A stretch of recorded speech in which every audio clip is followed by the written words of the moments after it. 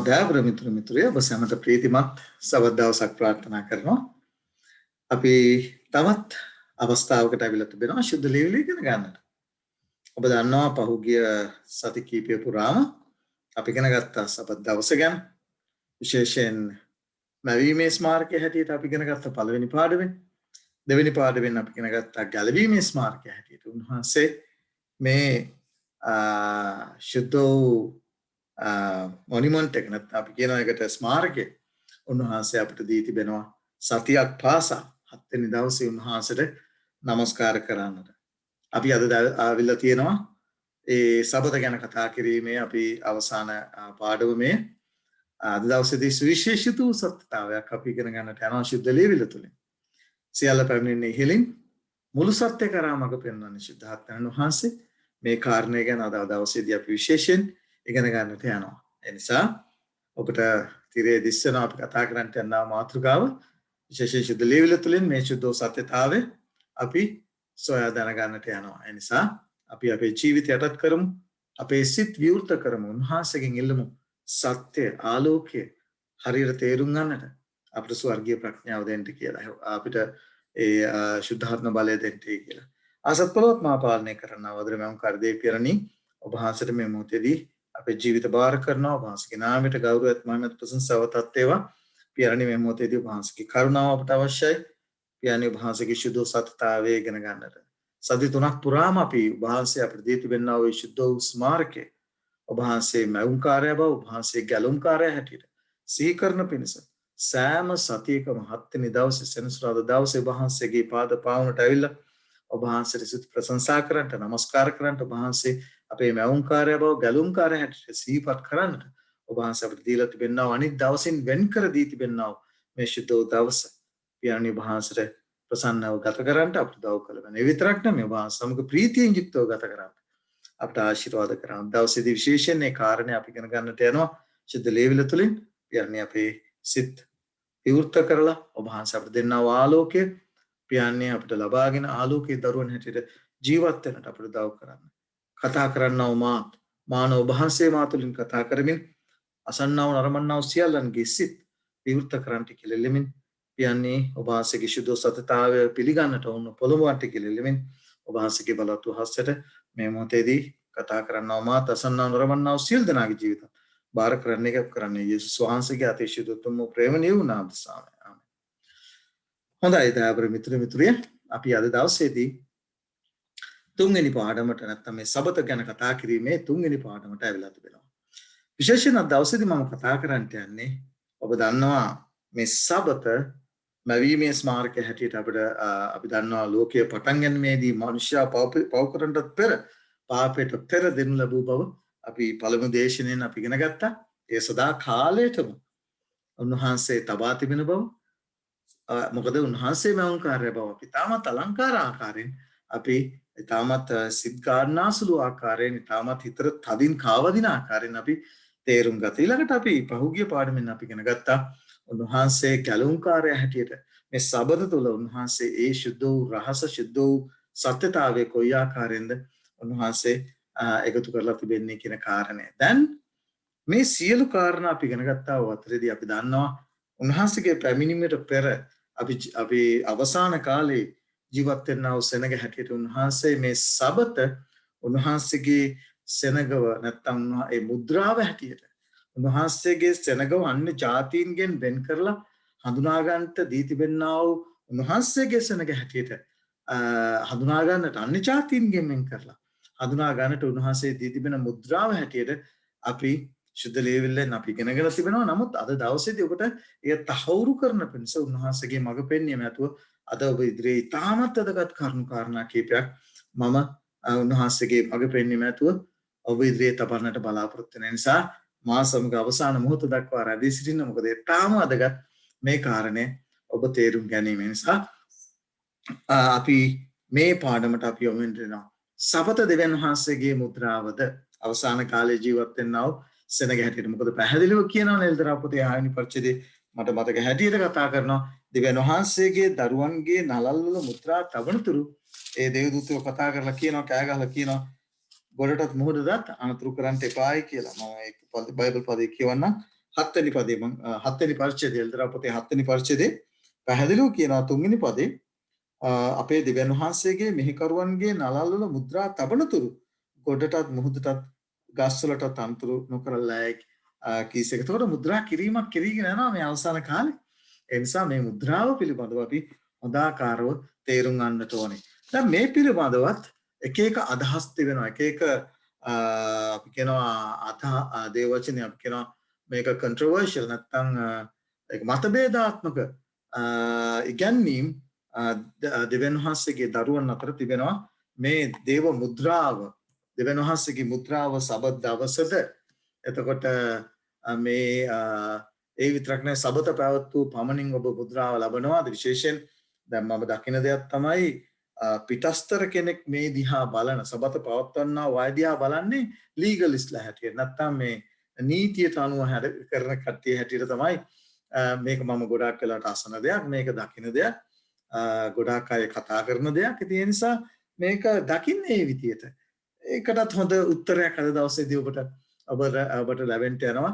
සබත ගැලවීම ලබා ගන්න සබත පවත්වන කට්ටියට තත් මේ පණිවිඩය ඉතාමත් වැදගත් වෙනවා. මොකද ඔබ සබත පැවැත්වූ පමණින් ඔබ මුද්‍රාව ලබනවාද කියන කාරණේ අපි අද දවසේදී ඉගෙන ගන්නට යනවා. අපි විශේෂයෙන් දැන් අපි පැහැදිලි කරගත්තා විශේෂයෙන් ඔබ ඉදිරියේ තබන්න ඕන මේ සබත උන්වහන්සේගේ අවසාන කාලේ ජීවත් වෙන්නා වූ සෙනගගේ මුද්‍රාව බව මම විශ්වාස කරනවා ඔබට මේ තිරේ දිස්සෙනවා ඇති කියලා.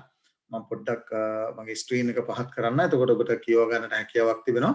ඔබ දන්නවා 1840 ගණන් වල තමයි මේ සබත දෙවියන් වහන්සේගේ අවසාන කාලේ ජීවත් වෙන්නා වූ සෙනගට දී තිබෙනා වූ මුද්‍රාව හැටියට හඳුනා ගන්න ලැබියේ. ඒකට හිටියා වූ කපිතාන්වරයෙක් වූ ජෝසප් බේට්ස් කියනවා. ඒ කපිතාන්වරයා විසින් ඔහු දේව වචනය අධ්‍යයනය කිරීම තුළින් බොහෝ අධ්‍යයනය කිරීම තුළින් ඔහු අවබෝධ කරගත්ත දෙයක් තමයි අවසාන කාලේ ජීවත් වෙන්නා වූ සෙනගට උන්වහන්සේගේ මුද්‍රාව හැටියට මේ ශුද්ධ වූ සබත උන්වහන්සේගේ දරුවන්ට දී තිබෙන බව. හැබැයි අපිට ප්‍රශ්නයක් තිබෙනවා. ඒ තමයි සමහර කිතුණුවන් විශේෂයෙන් ක්‍රිස්තියානි සභාවන් ක්‍රිස්තියානි දේවගතිවරු අලුත් ගිවිසුම මේ පෞල්තුමා කතා කරන්නා වූ බයිබල් පාඩ 3ක් අරගෙන කියන්නට උත්සාහ කරනවා. දෙවියන් වහන්සේගේ මුද්‍රාව සබත නෙවෙයි, දෙවියන් වහන්සේගේ මුද්‍රාව සුද්ධාත්මයන් කියලා.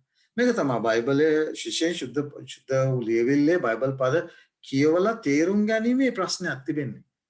ඒ බයිබල් පදේ පැහැදිලිව කතා කරනවා මොකක්ද කියන කාරණය. නමුත් අර මතු පිටින් කියවන නිසා ඒ බයිබල් පදේ ලියා තිබෙන දේ තේරුම් ගන්නට උත්සාහ නොකරන නිසා වැරදි අර්ථකථන වැරදි නිගමන වලට පැමිණෙනවා. දැන් බලන්න මේ බයිබල් පාඩ තුනම ඔබ ඉදිරියේ තබනවා.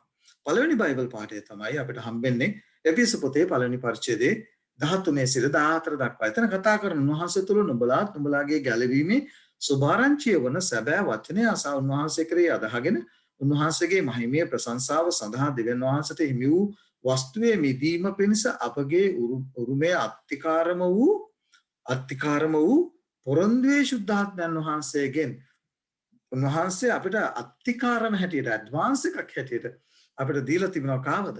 අපි කියනවා ඇඩ්වාන්ස් එකක් ගන්නවා කියලා. අත්තිකාරම හැටියට උන්වහන්සේ දීලා තිබෙනවා ශුද්ධාත්මයන් වහන්සේව. එතන කියනවා ශුද්ධාත්මයන් වහන්සේගෙන් නුඹලා උන්වහන්සේ තුල මුද්‍රා කරනු ලැබුවෝය. මුද්‍රාවද උන්වහන්සේ, මුද්‍රා කරන්නාද උන්වහන්සේ? මේක තමයි තියෙන ප්‍රශ්නේ. සුද්ධ ලියවිල්ල හරියට බයිබල් පාඩේ කියවලා තේරුම් ගන්නට ඕනේ. එතන කියන්නේ ශුද්ධාත්මයන් වහන්සේගෙන් නුඹලා තුල උන්වහන්සේ තුල මුද්‍රා කරනු ලැබුවා. එතකොට අපි තේරුම් ගන්නට ඕන මුද්‍රා කරන්න කවුද? ශුද්ධාත්මයන් වහන්සේ. මේ කාරණේ අපි තාමත් ගැඹුරින් අද දවසේදී සුද්ධ ලියවිල්ලේ ලියා තිබෙනා උදාහරණ ඇතිව උන්වහන්සේ ඒකයි මේ සියලු රහස් උන්වහන්සේ හරි ලස්සනට මේ රහට සුද්ධ ලියවිල්ලේ ලියා තිබෙනවා. ඒ නිසා අපි සුද්ධ ලියවිල්ල තුලින්ම තමයි මේ කාරණේ අපි පැහැදිලි කරගන්න. මේ පළවෙනි කාරණේ. එතකොට අපිට පැහැදිලි වෙනවා ශුද්ධාත්මයන් වහන්සේ මුද්‍රාව නෙමෙයි.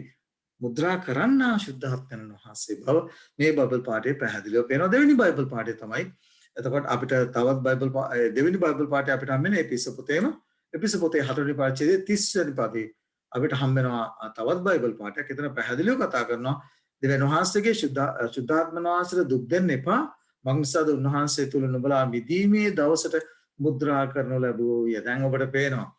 කවුද මුද්‍රා කරන්නේ? ශුද්ධාත්මයන් වහන්සේ. මුද්‍රාව නෙවෙයි. ඒක අපි තේරුම් ගන්නට. ඊට පස්සේ තවත් බයිබල් පාඩයකට අපි යනවා. තුන්වෙනි බයිබල් පාඩේ පවුල් තුමා අපිට සඳහන් කරනවා 2 කොරින්ත පොතේ පළවෙනි පරිච්ඡේදයේ 21 සිට 22 දක්වා. මම ඒ බයිබල් පාඩයත් කියවන්න. එතනත් අපිට හම්බෙන්නේ කවුද මුද්‍රා කරන්නේ කියන කාරණේ.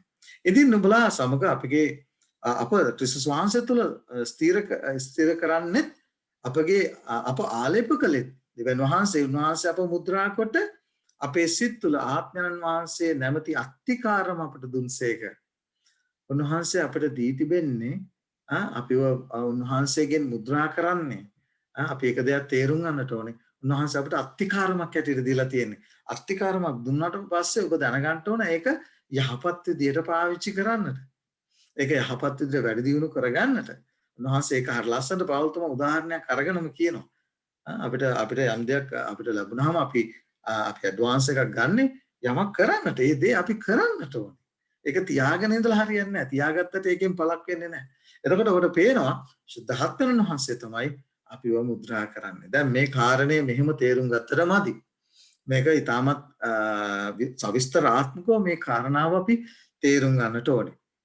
ඒ නිසා අපි මේ ගැටලුව ශුද්ධ ලියවිල්ලෙන් තුළ ශුද්ධ ලියවිල්ලම අපි ඉගෙන ගන්නට යනවා. අද දවසේදී අපි ඉගෙන ගන්නට යනවා මේ මුද්‍රාව සහ මුද්‍රා කරන්න අතර තියෙන සමදතාවය.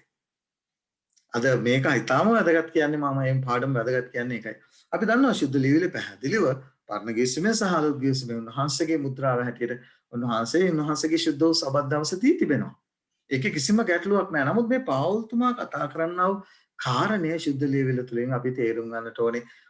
ඇයි ශුද්ධාත්මයන් වහන්සේ කොහොමද අපව මුද්‍රා කරන්නේ? එතකොට මේ මුද්‍රා කිරීම තුල කුමක්ද අන්තර්ගත වෙලා තිබෙන්නේ කියන කාරණය. ඔබට මම සාරාංශව මේ යටින් ඔබ ඉදිරියේ තබා තිබෙනවා. හරියට මේ කාසියක දෙපැත්ත වගේ. සබත එක පැත්තක් කාසියේ අනිත් පැත්ත තමයි ශුද්ධාත්මයන් වහන්සේ. මේක අද ඔබට පැහැදිලිව වැටහෙයි. කොයි ආකාරයෙන්ද උන්වහන්සේ මේ ශුද්ධ සත්‍යතාවයේ ශුද්ධ ලියවිල්ල තුළ එකතු කරලා නැත්නම් අඩංගු කරලා තියෙන්නේ කියන කාරණය. හරිම ලස්සන මේ ගැන මම වැඩිදුර අධ්‍යයනය කරනකොට මම ගොඩාක් හිතින් සන්තෝෂ වුණා. අයි මේ සියල්ල උන්වහන්සේ එල්තරව කර දී තිබෙන නිසා. දැන් බලන්න පැහැදිලිව අපිට පේන දෙයක් තමයි ශුද්ධ ලියවිල්ල අද අපි උදාහරණ 3ක් ගන්නට යනවා. උදාහරණ 3ක් අරගෙන උන්වහන්සේ අපට උගන්වන දේ අපි තේරුම් ගන්නට ඕන. ඔබ දන්නවා අභ්‍යන්තර මිනිස්සයා අපේ ක්‍රිස්තියානි ජීවිතයේ කොටස් දෙකක් තිබෙනවා. පළවෙනි කොටස තමයි මේ අභ්‍යන්තර මනුෂ්‍යයා. අතුලාන්ත ආත්මික මනුෂ්‍යයා. ආත්මික මනුෂ්‍යව ගොඩනගන්ටේ කියලා උන්වහන්සේ යේසුස් වහන්සේ පවා ඔබට අද දවසේදී පෙනෙයි. පිටස්තර මනුෂ්‍යයා පවිත්‍රව තියාගෙන හරියන්නේ නැහැ. ආත්මික නැත්නම් අභ්‍යන්තර මනුෂ්‍යයා කිලිටිනා. එතකොට ආධ්‍යාත්මික මනුෂ්‍යව පවිත්‍ර කරන මේ ක්‍රියාවලිය මුද්‍රා කිරීමේ ක්‍රියාවලිය කවුද කරන්නේ? ඒක කරන්නේ ශුද්ධාත්මයන් වහන්සේ. ඒ ක්‍රියාවලිය ප්‍රතිඵලයක් තමයි ඔබ සබත් දවස කියන කාරණය අද දවසේදී දකින්න යන්නේ. ඒකේ ලකුණ හැටියට, ඒකේ මුද්‍රාව හැටියට, නැත්තම් ඒකේ සලකුණ හැටියට, ඒකේ ප්‍රතිඵලය හැටියට ශුද්ධාත්මයන් වහන්සේ ඔබ මුද්‍රා කිරීමේ ප්‍රතිඵලය හැටියට ඔබ දකින්නට යනවා දවසේදී ඒ බාහිර මුද්‍රාව එනම් සබත කියන කාරණය. මේක ඊටාම පුදුමාකාර සත්‍යතාවයක්. ඇත්තටම මම මේ දේවල් අධ්‍යයනය කරනකොට ඒකයි දේවචනය කියන්නේ සොයන්නට කියලා. මේ දේවල් මම දැනගෙන හිටියා නැතුව නෙවෙයි. නමුත් මේ දේවල් ඉතා සවිස්තරාත්මකව දැනගෙන ගන්නකොට පුදුමාකාර සන්තෝෂයක් හිතට පුදුමාකාර ජීවිතයක් ආසාවක් ඇති වෙනවා. ඒ නිසායි ඔබ ඉදිරියේ මේ සියල්ල තබන්නේ ඔබ ආලෝකයේ ජීවත් වන පිණිස.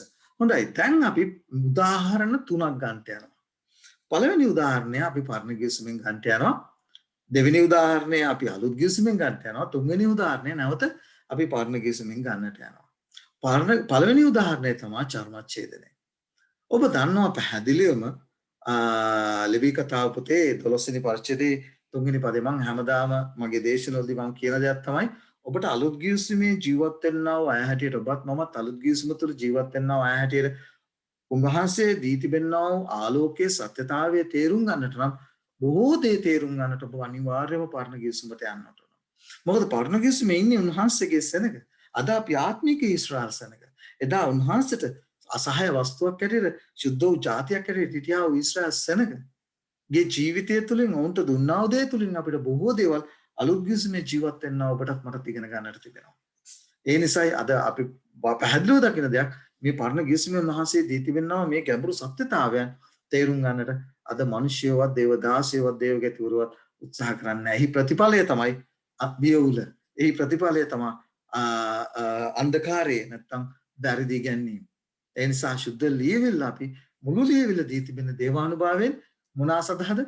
ගන්නන්ට තිමෝති පොතේ කතා කරනවා. ඉක්මවන්ට ධර්මිෂ්ඨකම ගැන ගුරුකම් දෙන්න ප්‍රයෝජනවත් තිබෙන නිසා අපි මේදී සුද්ධ ලියවිල්ල තුලින් ඉගෙන ගමු. දැන් චර්මචේතනය ඔබ පැහැදිලිව ලෙවි කතා පොතේ 12 වෙනි පරිච්ඡේදයේ 3 වෙනි පදයේ ඔබ කියවුවොත් ඔබට පැහැදිලි වෙන දෙයක් තමයි එතන කියනවා මේ දෙවියන් වහන්සේ විසින් ඊශ්‍රායල් සෙනගට දෙන ලද පවිත්‍ර වීමේ බාහිර ක්‍රියාව. ඒක අපි පැහැදිලිව දන්න දෙයක්. පවිත්‍ර වීමේ බාහිර ක්‍රියාවක් හැටියට තමයි කුමක්ද දුන්නේ? මේ චර්මච්ඡේදනය කියන ඒ සංකේතය නැත්තම් ඒ මුද්‍රාව දෙනු ලැබුවේ.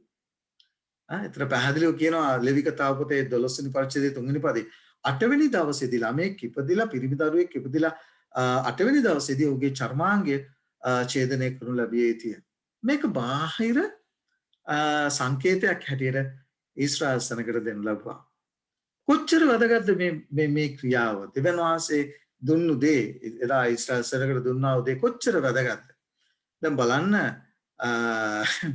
ඒක ඒ පරණ ගිවිසුමේ බොහොම තද නියෝගයක් වුණා. උත්පත්ති පොතේ 17 වෙනි පරිච්ඡේදයේ 14 වෙනි පදේ කතා කරනවා තමාගේ චර්මාංග වාංශය ඡේදනය නොකරන අචර්මච්ඡේදිත පිරිමියෙක් ඇද්ද ඒ තනත්තා තමාගේ සෙනග කෙරෙන් සිඳදමු ලබන්නේ ඔහු තමාගේ ගිවිසුම කඩකලෙයි කිසේක. දැන් බලන්න උන්වහන්සේ මේ බාහිර නැත්තම් ඒ බාහිර ක්‍රියාවට ගැනත් කොච්චර සැලකිලිමත් වුණාද කියලා හිතන්න. කොච්චර සැලකිලිමත් වුණාද කියලා හිතන්න මේ බාහිර ක්‍රියාව ගැන. එතකොට අපි දන්න කාරණයක් තමයි උන්වහන්සේ ඉදිරියේ අභ්‍යන්තර මනුෂ්‍යයාගේ පවිත්‍ර වීම සහ බාහිර මනුෂ්‍යයාගේ ඒ පවිත්‍ර වීමේ ප්‍රතිඵලය ඊටාම වැදගත්. මේ කාරණා දෙක ගැන තමයි අපි අද දවසේදී අවබෝධ කරගන්න යන්නේ සබතට අදාළව. ඒ නිසා උදාහරණ තුනක් අරගෙන අපි මේ කාරණේ පැහැදිලි කරගන්න යනවා. දැන් ඔබ දන්නවද? පරණ ගිවිසුමේ ඒක ජීවිතයත් මරණයත් අතර ප්‍රශ්නයක්. චර්මච්ඡේදනය නොකරොත් වෙනහන්සේගේ නියෝගය නැත්තම් මරණය පිළිබඳව ප්‍රශ්නයක්. මව විදිහේ තබනවා මෝසෙස්ගේ බිරිඳ තමාගේ දරුවාව චර්මච්ඡේදනය කරන්නට අකමැති වුණා. දෙවියන්වහන්සේගේ උදහස ඇවිලුණා. ඊට පස්සේ අපිට හම්බෙනවා මෝසෙස්ට විරුද්ධව හැවුණා. ඊට පස්සේ මොකද කරේ? මාර්ගයේදී නවයතනදී ස්වාමීන් වහන්සේ උට සම්භව ඔහු මරන්නට උත්සාහ කළා. දෙවියන්වහන්සේ ගියාන ඒ දේ කරන්ට යුතු බව ඒ පිටස්තර ක්‍රියාව බාහිර ක්‍රියාව කළ යුතු බව පැහැදිලිව උන්වහන්සේ දී තිබුණා. නමුත් ඒ අවස්ථාවේදී මොකද කරේ? ඒ ශිප්පෝර නැත්තම් ඒ මෝසෙස්ගේ බිරිඳ අරගෙන දරුවව චර්මච්ඡේදනය කරනු ලැබුවා. දැන් අපිට පේනවා මේ පිටස්තර චාරිත්‍රය නැත්තම් පිටස්තර ක්‍රියාව බාහිර ක්‍රියාව උනත් ස්වාමීන් වහන්සේ දුන්නු දේ එදා ඊශ්‍රායල් සෙනගට දුන්නු දේ පැහැදිලිව අපි දන්නවා උන්වහන්සේ බලාපොරොත්තු වුණා ඒ දේ ඒ අය ඉෂ්ට කරයි කියන කාරණේ නිසා උන්වහන්සේත් එක්ක අපිට සෙල්ලම් කරන්න බෑ. ඒක අපි තේරුම් ගන්නට උන්වහන්සේ යම් දෙයක් දුන්නා නම් ඒ දේ උන්වහන්සේ දුන්නේ අරමුණක් ඇතිව. උන්වහන්සේ දුන්නේ අරමුණක් ඇතුව. දැන් මේ කාරණේ අපි අලුත් ගිවිසුමට ඇවිල්ලා අපි දන්නවා අපි අලුත් ගිවිසුමේ ඉන්න අවසනක හැටියට මේක උන්වහන්සේ බෞතිස්මයට අපි කියනවා ඒක මාරු කරනු ලැබුවා. උන්වහන්සේ පැහැදිලිව අලුත් ගිවිසුමේ පැහැදිලිව චර්මච්ඡේදනය පිළිබඳ ඉගැන්වීමක් තිබෙනවා. ඒ නිසා අපි අද දවසේදී චර්මච්ඡේදනය කරන්නේ නැහැ. පෞල්තුමා පැහැදිලිව කතා කරනවා. ඒ ගැන මම මේ ඔබ ඉදිරියේ තබනවා. ඒ නිසා අපි පැහැදිලිව දන්න දෙයක්. එතකොට උන්වහන්සේ එදා මේ පිටස්තර සංකේතය ගැන කොච්චර සැලකිලිමත් වුණාද කියන කාරණේ. එතකොට මතක තියාගන්නට ඕනේ. උන්වහන්සේ ඔවුන්ට ඉගැන්වුවා කාරණා දෙකක්. පිටස්තරව මම ඔබගේ අවධානය විශේෂයෙන් පළමුවෙන්ම ඒ ඊශ්‍රායල් ජාතියේ පියා වෙතට යොමු කරනවා. එතකොට අපිට හරි ලේසි මේ කාරණා දෙක අභ්‍යන්තර මනුෂ්‍ය අභ්‍යන්තරව චර්මච්ඡේදනය සහ බාහිරව චර්මච්ඡේදනයේ අතර තිබෙන සම්බන්ධතාවය ඉගෙන ගන්න නම් ඔබ යන්නට ඕනේ ඊශ්‍රායල්ගේ පියා වෙතට. අපි කියනවා ඇදහිල්ලේ පියා වෙතට අපි යන්නට ඕනේ. ඒ තමයි ආබ්‍රහම්. දැන් ආබ්‍රහම්ටනේ මේ දේ ඉස්සලම අපිට දෙනු ලැබුවේ ඔබට පේනවා. අපිට පැහැදිලිව හම්බ වෙන දෙයක්. හැබැයි ආබ්‍රහම්ට මේ බාහිර සංකේතය නැත්තම් බාහිර ක්‍රියාව දෙන්නට ඉස්සරලා ඔහුව උන්වහන්සේ විශුද්ධ කළා. නැත්තම් ඔහුව ධර්මිෂ්ඨ කොට ගණන් ගන්න ලැබුවා. ඒ කොහොමද? බාහිර ක්‍රියාව දෙන්න ඉස්සරලා මේක තමයි තියෙන අලංකාරය. උන්වහන්සේ බලන්න උත්පත්තිපදේ 15 වෙනි පරිච්ඡේදයේ 6 වෙනි පදයේ කියනවා ඔහු ස්වාමීන් වහන්සේ විශ්වාස කළේ. උන්වහන්සේ ඒක ඔහු සඳහා ධර්මිෂ්ඨ කොට ගණන් ගත්තේක. මොනවද ආබ්‍රහම් මේ කාරණේ මේ බයිබල් පාඨය කතා කරන කාලේ ආබ්‍රහම්ගේ වයස අවුරුදු 84ක් පමණ වයස හිටියා. දැන් මේ කාරණේ නැත්තම් ඔහුව දෙවියන් වහන්සේ අතුලාන්තේ නැත්තම් ඔහුගේ ඇදහිල්ල ඒක උන්වහන්සේ ධර්මිෂ්ඨ කොට ගණන් ගත්තේ ඔහු අවුරුදු 84 දී. හැබැයි ඔහුට මේ පිටස්තර ක්‍රියාව දෙනකොට අවුරුදු 99යි. සුද්ධ ලීලේ පැහැදිලිව ඔබ ඉදිරියේ ඒ බයිබල් පාඩේ දීලා තිබෙනවා. එතකොට අවුරුදු 15කට පස්සේ තමයි බාහිර ක්‍රියාව කාර්යද ආබ්‍රහම්ට දෙනු ලැබුවේ. නමුත් ඊට පෙර ඔහු ධර්මිෂ්ඨ කොට ගණන් ගන්න ලැබුවා කුමක් නිසාද? ඔහු ආබ්‍රහම් දෙවියන් වහන්සේව විශ්වාස කළ නිසා. දැන් අපිට පේනවා ඒ අභ්‍යන්තර මනුෂ්‍යයාගේ තියෙන පවිත්‍රකම සහ ඉස්සරලම ඒ දේ දෙනු ලැබුවා ආබ්‍රහම්. ඊට පස්සේ අවුරුදු 15කට පස්සේ දෙවියන් වහන්සේ උන්වහන්සේ විශ්වාස කරපු නිසා උන්වහන්සේ ඔහු සඳහා ධර්මිෂ්ඨ කොට ගණන් ගන්න ලැබුව නිසා ඊට පස්සේ ඔහුව ජාතියේ පියා හැටියට උන්වහන්සේ තෝරාගෙන අන්න දෙනවා. උන්වහන්සේ බාහිර ලකුණ ඔහුට දෙනු ලැබුවා. දැන් ඔහුට පැහැදිලිව ඔහු විශ්වාස කළේ කුමක්ද? යෝහන් පොතේ 8 වෙනි පරිච්ඡේදයේ යේසුස් වහන්සේ කියනවා 56 වෙනි පරිච්ඡේද පදේ කතා කරනවා කුමක්ද කියන්නේ? නුඹලාගේ පියු ආබ්‍රහම් මගේ දවස දකින්ට ප්‍රීතියෙන් සිටියේය. ඔහු ඒක දැක සන්තෝෂ වීයයි කිසි අදහිල්ලෙන් යුතුව ඔහුට දෙවියන් වහන්සේ දුන්නා පොරොන්දුව කෙරෙහි ඔහුගේ වංශයෙන් ගැලවීම නැත්තම් ඊශ්‍රායල් සෙනඟට ගැලවුම්කාරයව දෙන බව ඔහු අදහිල්ලෙන් විශ්වාස කරා. ඒක ඔහුට උන්වහන්සේ ධර්මිෂ්ඨ කොට ගණන් ගන්න ලැබුවා. ඔහුගේ ඒ අදහිල්ල නැත්තම් ඔහු තුල ඇති වුණා අභ්‍යන්තර මනුෂ්‍යයා තුල ගොඩනැගුණා අදහිල්ල උන්වහන්සේ ඔහුව ධර්මිෂ්ඨකම කොට ගණන් ගව සදා ධර්මිෂ්ඨ කොට ගණන් ගන්න ලැබුවා. ඒ කාරණේ අවුරුදු 15ක් තිස්සේ දෙවියන් වහන්සේට කීකරුව දෙවියන් වහන්සේට ලං වෙලා ගත කළා වූ ජීවිතය ඊට පස්සේ අවුරුදු 15කට පස්සේ මෙන්න දෙනවා පිටස්තර ලකුණ. උත්පත්ති පොතේ 17 වෙනි පරිච්ඡේදය එනකොට අපිට හම්බ වෙනවා ආබ්‍රහම්ගේ අතුලාන්ත ක්‍රියාව නිසා ඒක උන්වහන්සේ ධර්මිෂ්ඨ කොට ගණන් ගත්තා. සේම අවුරුදු 15කට පස්සේ පැහැදිලිව උත්පත්ති පොතේ 17 වෙනි පරිච්ඡේදයේ 24 වෙනි පදයේ කියනවා ආබ්‍රහම් චර්මාංග මාංශය ඡේදනය කරනු ලබන කර ඔහු අවුරුදු 99ක් වයස සිටියේය. පිටස්තර ලාංඡනය ඔහුට දෙනු ලැබුවා. පිටස්තර ක්‍රියාව ඔහුට දෙනු ලැබුවා. පිටස්තර ලකුණ ඔහුට දෙනු ලැබුවා. දැන් සහෝදර සහෝදරිය ඔබට පේනවා දැන් මේ පිටස්තර මනුෂ්‍යයා සහ අභ්‍යන්තර මනුෂ්‍යයා අතර තියෙන සමදතාවය. උන්වහන්සේ මේ කාරණා දෙකම එදා පරණගීසුමේ ඊශ්‍රාසනගෙන් බලාපොරොත්තු වුණා. මේ කාරණා දෙකම අපි ඉදිරියේදී ඉගෙන ගන්නට යනවා. මේ කාරණා දෙකම අද ආත්මික ඊශ්‍රාසනක හැටියට ඔබ විනුත් මගුරුත් බලාපොරොත්තු වෙන ආකාරය. පිටස්තර තිබිලා වැඩකුත් නැහැ. අභ්‍යන්තරේ අපවිත්‍ර නම්. දැන් මේක පැහැදිලිව පරණගීසුමේ එක පැහැදිලි කරලා දෙනවා. ඒ විතරක්ම අභ්‍යන්තරව ඔබ පවිත්‍ර වෙනවා නම් ඒක નિરાයාසයෙන්ම පිටස්තර මනුෂ්‍යයා තුළින් ඒ පවිත්‍රකම එළියට එනවා. ඒක තමයි හොඳ වචනේ. ඒක මනුෂ්‍යයන් දකිනවා. ඒක ඔබගේ ජීවිතය තුළ මේ බලහත්කාරයෙන්වත් නැත්නම් හිතලා කරන්න ඕන දෙයක් නෙමෙයි. ඒක ඊටමත් සිතේ ප්‍රීතියෙන් යුක්තව සන්තෝෂයෙන් යුක්තව ඒක එළියට එනවා. මේක අපි තේරුම් ගන්නට. මේ නිසා මේක මේ ඊට පස්සේ මොකද උනේ අපි දන්නවා මේක මේ චාරිත්‍රය දුන්නාට පස්සේ අපි දන්නවා ඊශ්‍රාසනකට වෙච්ච දේ. ඊට පස්සේ බාහිර මනුෂ්‍යයා ඒගොල්ලෝ පවිත්‍රව තියාගන්න උත්සාහ කරා. අභ්‍යන්තර මනුෂ්‍යයා මොකද උනේ? කිලිටි කරගත්ත. බලන්න චර්මච්ඡේදනයේ මුද්‍රාවක් හැටියට දුන්න බව රෝම පොතේ 4 වෙනි පරිච්ඡේදයේ 11 සහ 12 පැහැදිලිව කතා කරනවා. මොකද්ද කියන්නේ? සුදෝ පවුල් තමයි මේ කතාව හරියලා අපූර්වට විස්තර කරනවා. එතන කියනවා ඔහු අචර්මච්ඡේදිතව සිටියේදී තමාට කවුද මේ ආබ්‍රහම් ගැන කතා කරන්නේ පවුල් තුමා. රෝම පොතේ 4 වෙනි පරිච්ඡේදයේ 11 සිට 12 දක්වා.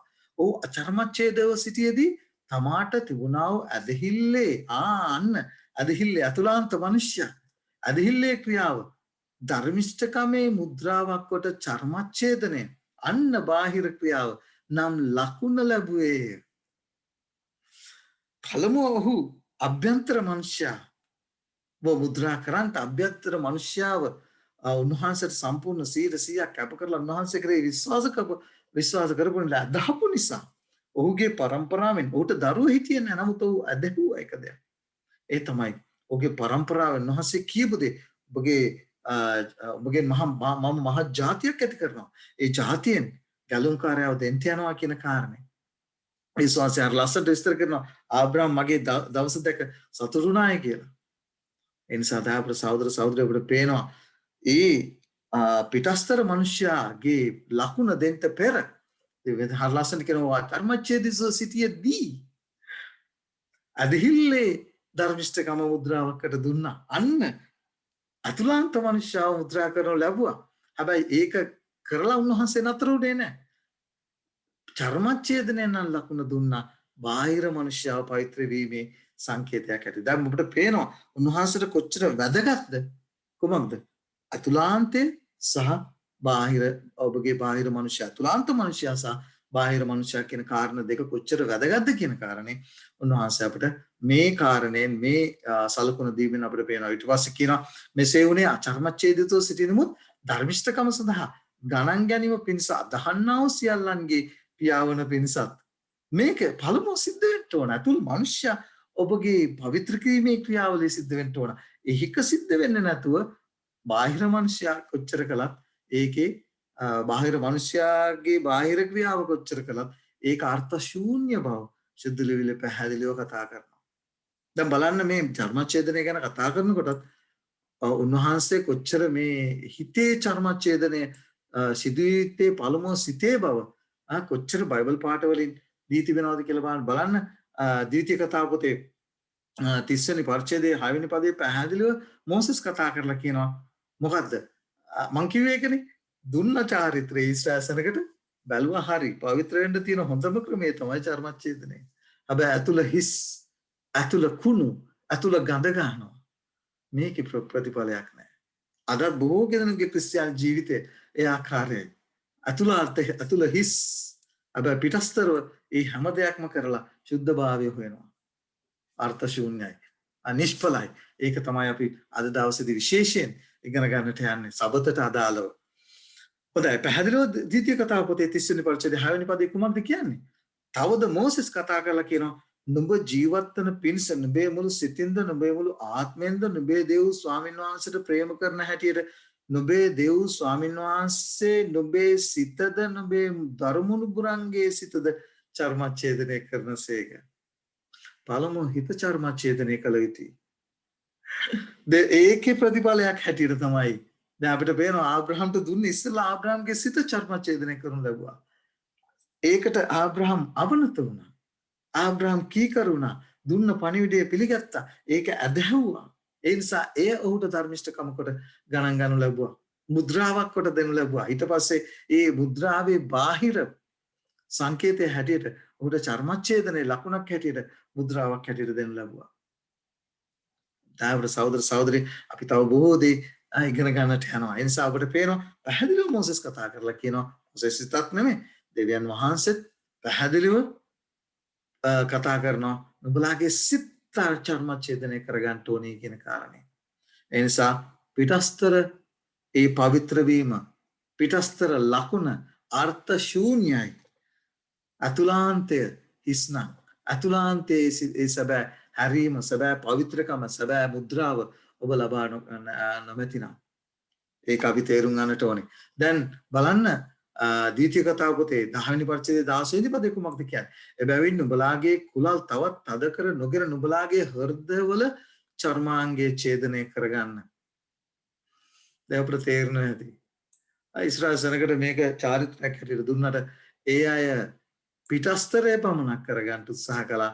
අතුලාන්තය ගඳ ගහන්නා වූ කුණු වෙන්නා වූ ස්ථානයක් බවට තබාගෙන අර්ථ ශූන්‍ය බව උන්වහන්සේ පැහැදිලිව කතා කරනවා. පිළිපොතේ 3 වෙනි පරිච්ඡේදයේ 3 වෙනි පදේ පැහැදිලිව කතා කරනවා. පාවුල්තුමා මංසාද චර්මච්ඡේදිතයෝ නම් දෙවියන් වහන්සේගේ ආත්මයන් කරන කොටගෙන සැබෑ සිතේ කරගන්නා වූ චර්මච්ඡේදනය තමයි නමස්කාර කරන්නා වූ යේසුස් ක්‍රිස්තුස් වහන්සේ තුල පාරට්ටු කරගන්නා වූ මාංශය තුල විශ්වාසයක් නැත්තා වූ අපි. හයි පිටස්තර චර්මච්ඡේදනයෙන් කිසි පළක් නැහැ. ඔබගේ සිත ඔබ චර්මච්ඡේදනය කරගෙන නැත්නම් සුද්ධාත්මයන් වහන්සේ කරන කොටගෙන. මේ ඊටාම වැදගත් කාරණයක්. පාවුල්තුමා නැවත කාරණා කතා කරනවා රෝම පොතේ දෙවෙනි පරිච්ඡේදයේ 28 සහ 29 කොහොමද කියන්නේ? මංසාද පිටස්තර පෙනීමෙන් යුදෙව්වෙක් සිටිනා යුදෙව්වෙක් නොවේ. මාංශයේ පිටස්තර චර්මච්ඡේදනයක් නොවේ. නමුත් අතුලතින් යුදෙව්වෙක් සිටිනා යුදෙව්වෙක් වේ. අතුලත සහ පිටත මිනිස්ය අතර සම්බන්ධතාවය ඔබට පේනවා. චර්මච්ඡේදනය නම් ලියවිල්ලේ හැටියට නොව ආත්මයේ සිතේ හැටියට සිතෙහි එව් එකය. හිත චර්මච්ඡේදනය කරන් වෙන්න ඕන. ඒක තමයි සැබෑ වූ චර්මච්ඡේදනය. ඊට පස්සේ අපිට හම් වෙනවා ඒක සංකේතවත් කරන්නට තමයි හිතේ ඇති වෙනා වූ චර්මච්ඡේදනය සංකේතවත් කරගන්න තමයි පිටස්තර මනුෂ්‍යයාගේ නැත්නම් ඒ චර්මාංගීය ඡේදනය කිරීම දෙනු ලැබුවේ. පැහැදිලිව අපි ඉගෙන ගන්නට ඕනේ මේ කාරණේ. ඊශ්‍රායලසනගේ බොහෝ දෙනෙකුට වෙලා තිබෙනේ අතුලාන්තයේ චර්මච්ඡේදනය කරගෙන නැහැ. පිට ඒක තමයි පෞල්තුමාට මෙච්චර කතා කරන්න මේ ගැන සිදු වුනේ. පෞල්තුමා ඒ තේරුම් ගත්ත අසුළුතරයයි මේ කාරණේ තේරුම් ගත්තේ පරණ ගිවිසුමේ උන්වහන්සේ දුන්නා වූ මේ ශුද්ධ වූ ඊශ්‍රායල සෙනඟට දුන්නා වූ මේ ශුද්ධ වූ ලකුණ වැරදි විදියට එයා තේරුම් ගත්තා. ඒකනේ යුද්ධයට යනකොට ගිවිසුම් පෙට්ටිය උස්සන් කියලා බලාපොරොත්තු වෙන්නේ මොනවද? ගිවිසුම් පෙට්ටිය තමයි ජයග්‍රහණය කරලා දෙන්නේ. දෙවියන් වහන්සේ දෙවි. මේ වගේ අර ක්‍රියා තුළින් ධර්මිෂ්ඨකම ලබා ගන්නට ක්‍රියා තුළින් ජයග්‍රහණය ලබා ගන්නට උත්සාහ කරපු කණ්ඩායමක් බවට පත් වුණා. දෙවියන් වහන්සේ දුන්නා වූ දේ ඒකේ සැබෑ වූ අර්ථය අභ්‍යන්තර මනුෂ්‍යව පවිත්‍ර කරගන්නේ නැතුව ඒ කාරණා බොහොමයක් අපිට පරණ ගිවිසුමෙන් හම්බ වෙනවා. මොකද මේ දෙයක් යමෙක් කරන්න ඒක ඇත්තටම ඒක මේ එකනේ උන්වහන්සේ කියන්නේ උන්වහන්සේට ආත්මයෙන්ද සැබෑකමින්ද නමස්කාර කරන්නට කියලා. මොකද ඒකට හේතුව බොහෝ දෙනෙක් යම් දේවල් කරනකොට ඒක පුරුද්දක් වෙලා එහි අර්ථය ඒ අභ්‍යන්තර උන්වහන්සේ හැම දෙයක්ම දීලා තියෙන අපේ අභ්‍යන්තර මනුෂ්‍යව ආත්මික මනුෂ්‍යව වර්ධනය කරගන්නට. නමුත් ආත්මික මනුෂ්‍යව වර්ධනය කරගන්නේ නැහැ. ඒ ගැන හිතන්නේවත් නැහැ. අභ්‍යන්තර මනුෂ්‍යයා පොඩ්ඩක් ටිකක් ෆන් එකක් අරගෙන කියන්නේ අපි ගිහිල්ලා පොඩ්ඩක් එන්ජොයි කරලා නැත්තම් අනිත් අයත් එක්ක පොඩ්ඩක් මියුසික් අහලා නැත්තම් සංගීතයත් එක්ක පොඩ්ඩක් ඒ රිද්මයට පොඩ්ඩක් එකතු වෙලා ඒක ලබා ගන්න තමයි ආසාවෙන් යන්නේ. එහෙම නැතුව අභ්‍යන්තර මනුෂ්‍යව වර්ධනය කරගන්න කිසි දෙයක් කරන්නේ නැහැ. යන මනුෂ්‍යයා පරණ මනුෂ්‍යව තමයි ආය නැවත ගෙදර එන්නේ. ඒ නිසායි ඔබ පළමුව අභ්‍යන්තර මනුෂ්‍යව චර්මච්ඡේදනය කරගන්න ඕන බව පෞල්තුමා පැහැදිලිව කියනවා. එහෙම නොකරොත් පිටස්තර ක්‍රියාව අර්ථ ශූන්‍ය බව පැහැදිලිව කතා කරනවා. දැන් අපි පැහැදිලිව තේරුම් ගත්තා උන්වහන්සේ අභ්‍යන්තර මනුෂ්‍යයාගේ පවිත්‍ර වීම ගැන උන්වහන්සේ සැලකිලිමත් වගේම පිටස්තර ලකුණ ගැනත් උන්වහන්සේ කොච්චර සැලකිලිමත්ද කියන කාරණය අපි පැහැදිලිවම තේරුම් ගත්ත කාරණයක්. ඔබ දන්නවා ඒක උන්වහන්සේ පරණ ගිවිසුමේ ඊශ්‍රායල සෙනඟට දෙනු ලැබුවා. අලුත් ගිවිසුමට එනකොට මේ ගැන ලොකු විවාදයක් ඇති වුණා ඔබ දන්නවා. නමුත් අපි පැහැදිලිව දන්න දෙයක් පෞල්තුමා ප්‍රසිද්ධියේ ගැන උගන්වලා තිබෙනවා. පෞල්තුමාගේ පොත්වල පැහැදිලිව තිබෙනවා. මාංශයේ චර්මච්ඡේදනය අවශ්‍ය නැහැ. ඒක පැහැදිලිව අලුත් ගිවිසුමට එනකොට අපි දන්නවා ඒක බෞද්ධිස්මයට චර්මච්ඡේදනය බෞද්ධිස්මයේ චර්මච්ඡේදනයට ආදේශකේ බවට පත් වුණ බව පැහැදිලිව පෞල්තුමා ඒ ගැන කතා කරලා තියෙනවා. ඒ විතරක් නෙමෙයි යෙරුසලමේ මන්ත්‍රණ සභාවේ මේ පිළිබඳව විවාදයක් ඇති වුණා. මේ අවස්ථාවේදී අපේ ක්‍රියාපතේ අපිට හම්බ වෙනවා. ඒ පිළිබඳව එයායි තීරණය කරගන්න ලැබුවා. පේතෘස් තුමා ප්‍රසිද්ධිය දේශනා කළා. අන්‍ය ජාතීන් සුභාරංචිය ගෙන යාම පිළිබඳව. ඒ නිසා අපිට අලුත් ගිවිසුමේදී චර්මච්ඡේදනය අනවශ්‍ය බව ඒක බෞද්ධිස්මයට ආදේශ නැත්නම් බෞද්ධිස්මයේ ඒ දේට ආදේශකේ බව උන්වහන්සේ ඒ නිසානේ උන්වහන්සේ චර්මච්ඡේදනය කරනු ලැබුවා 8 වෙනිදා. ඒ විතරක් නෙවෙයි උන්වහන්සේ බෞද්ධිස්මයට ලැබුවා. ඒක පරණ ගිවිසුමේදී උන්වහන්සේ ස්ථිර කළා. අලුත් ගිවිසුමේ ආදේශකේ උන්වහන්සේ ලබා ගත්තා. උන්වහන්සේගේ කාලය සම්පූර්ණ වුණ කල අනාගත වාක්‍යයට අනුව උන්වහන්සේ ඒ අදාළ කාලය තුල උන්වහන්සේ ආලේප ලැබුවා. ඒ නිසා අපිට ඒක පැහැදිලිව අලුත් ගිවිසුමේ ගැන කිසිම විවාදයක් නෑ. මම දන්නවා සමහර කිතුණුවන් මේ පිළිබඳව තර්ක විතර්ක ගෙනවා තාමත් අපි චර්මච්ඡේදනය කරන්න ඕනේ කියලා. නමුත් එහෙම ඉගැන්වීමක් සුද්ධ ලියවිල්ල නෑ. සුද්ධ ලියවිල්ලේ පැහැදිලිව කතා කරනවා බෞද්ධිස්මය පිළිබඳව. ඒ දේ අපි සුද්ධ ලියවිල්ලේ පැහැදිලිවම කොලොස්සේ පොතේ දෙවෙනි පරිච්ඡේදයේ පෞල්තුමා පැහැදිලිව කතා කරනවා. පෞල්තුමා ප්‍රසිද්ධිය මේ ගැන කතා කළා. පෞල්තුමා පැහැදිලි ඉගැන්වීමක් කර තිබෙනවා චර්මච්ඡේදනය අවශ්‍ය නැහැ කියන කාරණේ. ඒ නිසා ඔබට බයිබල් පාඩේ කීපයක් මම දෙන්නේ. මම මේක උදාහරණයක් ඇටියට ගත්තේ. ඔබට පෙන්වන්නට අභ්‍යන්තර මනුෂ්‍යයාගේ පවිත්‍රකම සහ බාහිර මනුෂ්‍යයාගේ පවිත්‍රකම කියන කාරණා දෙකම විශේෂයෙන් අපේ සම්පූර්ණ අවධානය යොමු කරන්න ඕනේ අපේ අභ්‍යන්තර මනුෂ්‍යයාගේ පවිත්‍රකම. ඒකෝට බාහිර ක්‍රියාව ඉබේටම සිද්ධ වෙනවා. මේක තමයි අපි තේරුම් ගත යුත්තේ. නමුත් අද ක්‍රිස්තුමා ඒකේ අනිත් පැත්ත වෙලා තියෙන්නේ. බාහිර ක්‍රියාව කරලා උත්සාහ කරනවා ඒ සුද්ධකම ලබා ගන්න. ඒක ලැබෙන්නේ නැහැ. ඒක ලැබෙන්නේ නැහැ. අභ්‍යන්තර මනුෂ්‍යව ශුද්ධාත්මයන් වහන්සේට මුද්‍රා කරන්න දෙන්නේ නැතුව බාහිර ක්‍රියාව කිරීමෙන් කිසිම පළක් නැති බවක් දවසේදී අපි ඉගෙන ගන්නට යනවා. ඒ නිසා කොලොස්සේ පොතේ දෙවෙනි පරිච්ඡේදයේ 11 වෙනි පදයේ සහ 12 වෙනි පදයේ පැහැදිලිව කියනවා අතින් නොකල චර්මච්ඡේදනයක් වන මාංශයේ ශරීරය පහ කිරීම නැමැති ක්‍රිස්තුස් වහන්සේගේ චර්මච්ඡේදනයෙන් නුඹලා තුල උන්වහන්සේ තුල නුඹලා චර්මච්ඡේදනය කරනු ලැබුවෝය. දැන් අපිට පැහැදිලි වෙනවා. එහෙනම් කාරණා කොටගෙනද පැහැදිලිව කියනවා ක්‍රිස්තුස් වහන්සේගේ චර්මච්ඡේදනයෙන් නුඹලා උන්වහන්සේ තුල නුඹලා චර්මච්ඡේදනය කරනු ලැබුවෝය. උන්වහන්සේ සමග බෞතිස්මයේ තැන්පත් කරනු ලබන්න පරණ මනුෂ්‍යයාව. දැන් චර්මච්ඡේදනය කරේ කොහොමද? පවිත්‍ර කිරීමේ ක්‍රියාවලිය. පවිත්‍ර කිරීමේ මිනිස්සුකව පවිත්‍ර කිරීමේ ක්‍රියාවලියනේ එතන සිද්ධ වුනේ. එතකොට ඒ දේම තමයි අපිට පැහැදිලිව පෞල්තුමා කියනවා අපි බෞතිස්මයෙන් කොට අපේ පරණ මනුෂ්‍යව තැන්පත් කරනවා. නැගිටිනකොට අපි එන්නේ අලුත් මිනිහෙක් හැටියට. මේක තමයි බෞතිස්මය. එතකොට අපිට පේනවා ඒක බාහිර සංකේතය. බෞතිස්මය කියන දේ මම ඒකට එනවා ඔබ ඉදිරිය ඔබ ගැන ඒ ගැන මම කතා කරනවා. උන්වහන්සේව මලුන්ගෙන් නැගිටුවා දෙවියන් වහන්සේගේ ක්‍රියා කිරීම ක්‍රියාදීම කරනකොටගෙන උන්වහන්සේ සමග නැගිටුණු ලැබුවෝය. යමෙක් ක්‍රිස්තුස් වහන්සේව පිළිගන්නකොට ගලුම්කාරය හැට පිළි අරගෙන බෞතිස්මය ලබනකොට කුමක්ද කරේ? කුමක්ද වෙන්නේ? අපි පරණ මිනිස්සු අපි බලලලා අලුත් මිනිහෙක් උන්වහන්සේ අලුත් මිනිහයා නැත්තම් උන්වහන්සේගෙන් අපි උන්වහන්සේගේ ධර්මිෂ්ඨකම අපිට දීලා උන්වහන්සේගේ පවුලේ කෙනෙක් හැටියට උන්වහන්සේ බවත්මාවත් බාර ගන්නවා. ඒක පිටස්තර සංකේතේ. යේසුස් වහන්සේව තමන්ගේ පෞද්ගලික ගැලුම්කාරයට පිළිගැනීම කුමක්ද? අභ්‍යන්තර මනුෂ්‍යයාගේ පවිත්‍ර වීම. ඒක අපි හරියට කරන්නට ඕනේ. දැන් නිකොදෙමුස්ට යේසුස් වහන්සේ පැහැදිලිව කතා කරනවා. යමෙක් වතුරෙන්ද ආත්මයෙන්ද නූපන්නොත් උට ස්වර්ග රාජ්‍යයට ඇතුල් වෙන්න බෑයි කියන කාරණේ. ආත්මයන්ගෙන් නිපදෙන්න ඕන, මෙතන සුද්ධ වෙන්න ඕන. ඒ දෙකම අවශ්‍ය බව බෞතිස්මයේ පිටස්තර මනුෂ්‍යයාගේ ඒක සංකේතයක් හැටියට සිද්ධ වෙන දෙයක්. ඒක අපිට පැහැදිලිව අපට දෙන්නේ කද දවසේදී බෞතිස්ම වෙනවා මොනවද? සමාලාවට වරප්‍රසාද ලබා ගන්න නැත්නම් පල්ලියේ පොතේ නම ලියා ගන්න.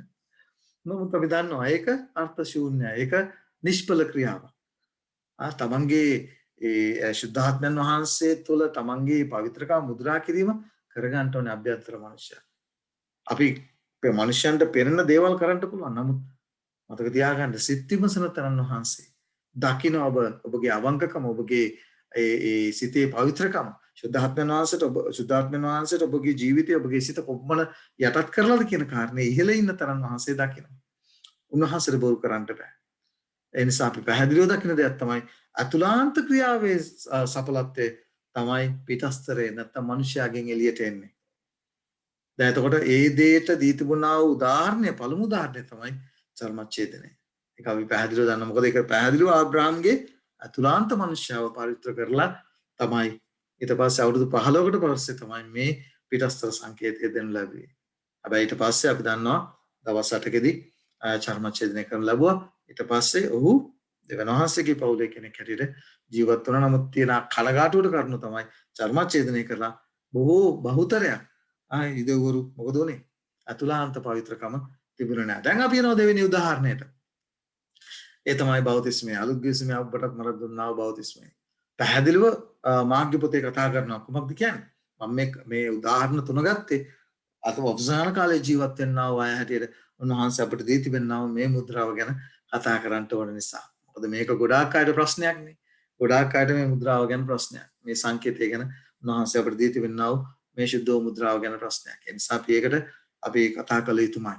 මෙතන පැහැදිලිව කියනවා බෞතිස්මය ගැන කතා කරනකොට මාර්ගය පොතේ 16 වෙනි පරිච්ඡේදයේ ලියා තිබෙනවා කුමක්ද උන්වහන්සේ උන්ට කියනසේ නුඹලා ලෝ මුළුල්ලේ ගොස් සකල ජනතාවට සුභාරංචි ප්‍රකාශ කරන්න අදහන්නා වූ අන් ඇතුළාන්ත මනුෂ්‍ය උන්වහන්සේ කරේ අදහිම උන්වහන්සේ පෞද්ගලික ගැලුම් කරන්නට පිළිගැනීම ඇතුළාන්ත ක්‍රියාව ඊළඟට මොකද වෙන්නේ පිටස්තර දේ ඔබ අදහන බව ඔබගේ ක්‍රියාවෙන් පෙන්වන්නට ඕන ඔබ උන්වහන්සේ පෞද්ගලික ගැලුම්කාරයාට පිළිගන්න බව ඔබ කොහොමද පෙන්වන්නේ බෞද්ධිස්මය තුළින් ඒකයි කියන්නේ අදහන්නා වූ බෞද්ධිස්මය ලබන්නා වූ තැනැත්තේ ගලවනු ලබන්නේය අදහනු ගන්නා වූ තැනැත්තේ වරදටපත් කරනු ලබන්නේය අපිට පැහැදිලි වෙන්නට ඕන ගොඩාක් දෙනෙක් අදහනවා නමුත් ඒක ක්‍රියාවෙන් පේන්නේ නැහැ මේ දෙකම අවශ්‍ය බව පැහැදිලිව කියනවා ගැලීම ලබන්නට නම් ඔබ අදහන දේ ඔබ ක්‍රියාවෙන් පෙන්වන්න කරන නිසායි ඔබ පෞස්තවිල්ලේ බෞද්ධිස්මය නැත්නම් ගිල්වීමේ බෞද්ධිස්මයට ඔබ ඇතුල් වෙන්නේ ඒක ඔබ ක්‍රියාවෙන් පෙන්නනවා මම උන්වහන්සේ ක්‍රියා අදහනවා මම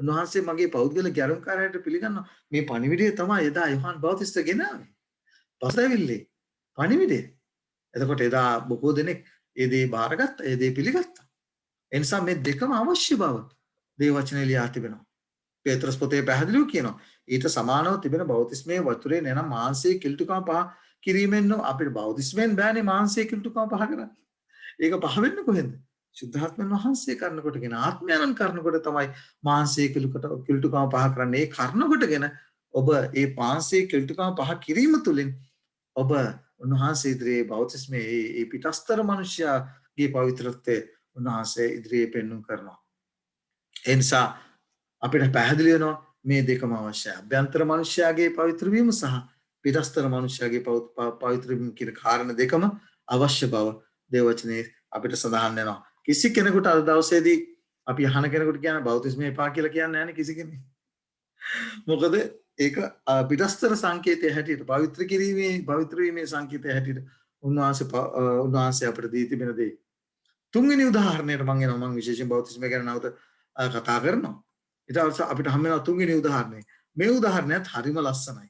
අපිට හම්බ වෙනවා ඒ තමයි උන්වහන්සේ පරණ ගිවිසුමේ කතා කරලා කියනවා මෙන්න මෙහෙම ද්විතීය කතා පොතේ 6 වෙනි පරිච්ඡේදයේ 6 සිට 8 දක්වා ඔබ කියවොත් ඔබට පැහැදිලිව මා විසින් අද නුඹට අනකරන මේ වචන නුඹේ සිතේ දේව වචනේ උන්වහන්සේගේ ව්‍යවස්ථාව කොහෙද ලියාගන්න කිව්වේ සිතේ මම මේ ව්‍යවස්ථාව ගැන කතා කරන්නේ සබත තියෙන නිසා ඊට පස්සේ කියනවා නුඹේ සිතේ තිබේවා ඒක පළමුව ඔබගේ හිතේ ලියා ගන්න ඕනේ අතුලාන්ත මනුෂ්‍යයා එතකොට ඒ ලියා ගන්න දේ ඊට පස්සේ කියන ඒවා නුඹේ දරුවන්ට හොඳ ආකාරයෙන් උගන්වනවා නුඹගේ ඊදින කලද නුඹ මග යන කලද නුඹ සායනය කරන කලද නැගින්න කලද ඒවා ගැන කතා කරන්න අන්න අතුලාන්තයේ තිබුණ දේ එළියට එනවා අතුලාන්තයයි මේ දේවල් මොකද වෙන්නේ හිතේ තියෙනකොට ඒවා ගැන කතා කරනවා ඒ තුල ජීවත් වෙනවා ඊට පස්සේ බලන්න ඒවා නුඹේ අතේ ලකුණක් පිණිස බඳගෙන ඉන්න පිටස්තර ආය දකින්ට යනවා ඔබ කරන්නා ක්‍රියාවන්